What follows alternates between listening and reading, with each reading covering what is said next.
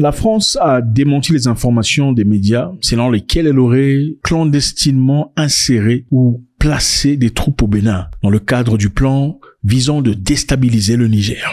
La France dit c'est faux, arrêtez de mentir. Il y a quelque temps, le gouvernement nigérien, à travers son ministre, accusait le Niger d'abriter les militaires français. Il y a un deuxième point qui concerne bien sûr maintenant la sécurité au niveau de notre frontière. Là-dessus, je pense que il ne viendra à l'esprit d'aucun Nigérien d'accepter que l'insécurité vienne se propager sur notre terre. On ne le dira jamais assez. Notre président, le général Tchani, a toujours dit que le Niger n'attaquera jamais personne. Nous sommes connus pour notre ouverture d'esprit, pour notre hospitalité, pour notre culture de la paix, pour la préservation de nos valeurs culturelles, religieuses. Personne n'a jamais entendu dire que le Niger a agressé un autre pays.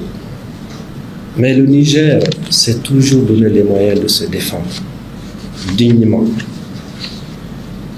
Et il vous souviendra que cette position développée par la plus haute autorité béninoise, en réalité, n'est pas nouvelle. Lorsque, en l'absence d'aucune base juridique, l'institution à laquelle nous appartenions, qui est la CEDEAO, avait pris aveuglément, uniquement, de manière irresponsable, des mesures punitives contre notre pays, il y a un certain nombre de pays appartenant à cette organisation, qui est derrière nous, qui se sont montrés, je dirais, dans une position assise, je dirais même, je pèse mon mot, avec hargne. Et cela a été tout à fait inacceptable pour nous. Parmi ces pays, il y a bien sûr le Bénin, à travers son président. Tout le monde l'a vu, comment il a appelé, au-delà de la fermeture étanche de la frontière, il a porté sur lui le message de la guerre qu'il fallait livrer à notre pays. Si aujourd'hui, nous faisons la lecture des éléments, des traces de cette position, on ne devrait pas en être étonné.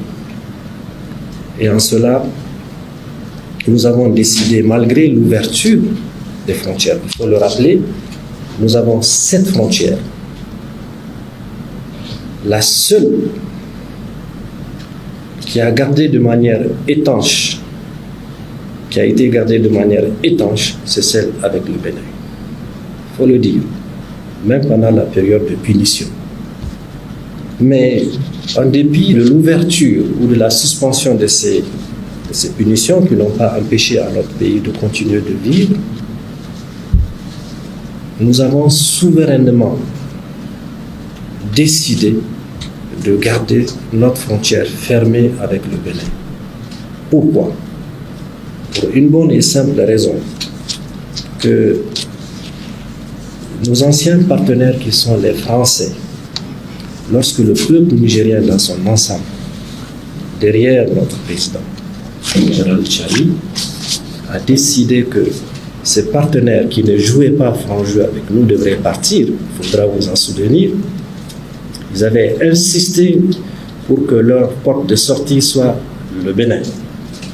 Nous avons refusé cela en leur disant que la seule concession que nous pourrions leur faire, c'était d'emprunter la voie de 1500 km et de s'en aller.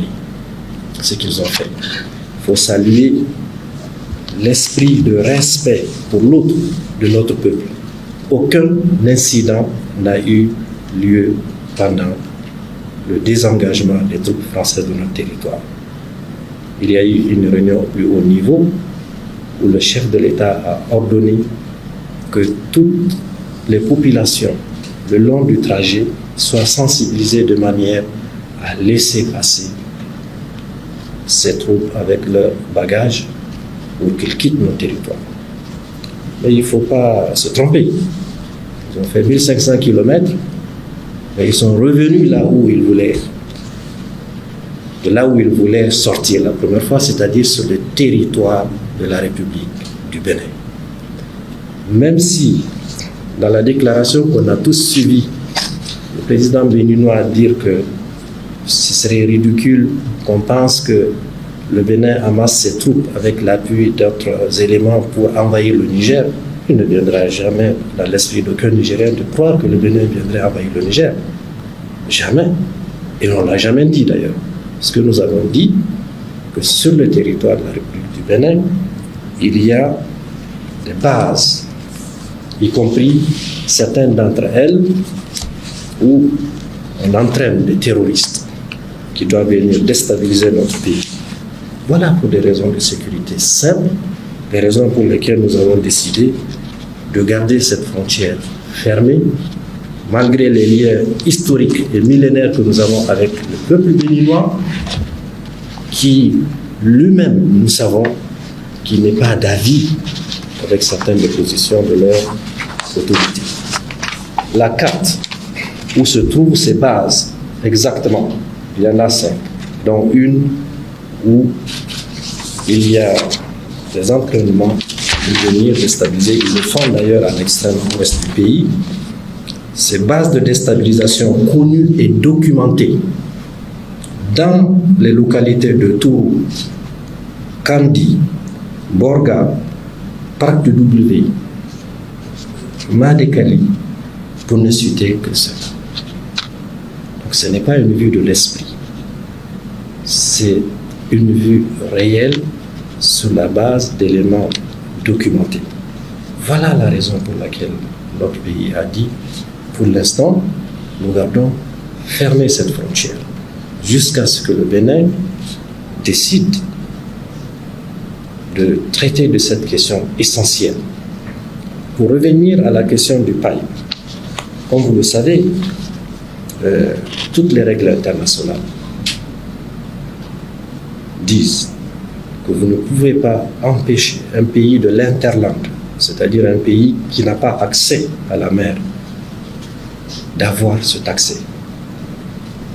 C'est une chose sur laquelle nous pensons que c'est aux Béninois de regarder cette situation, de l'analyser et, comme je l'ai dit un peu plus haut, d'en tirer les leçons.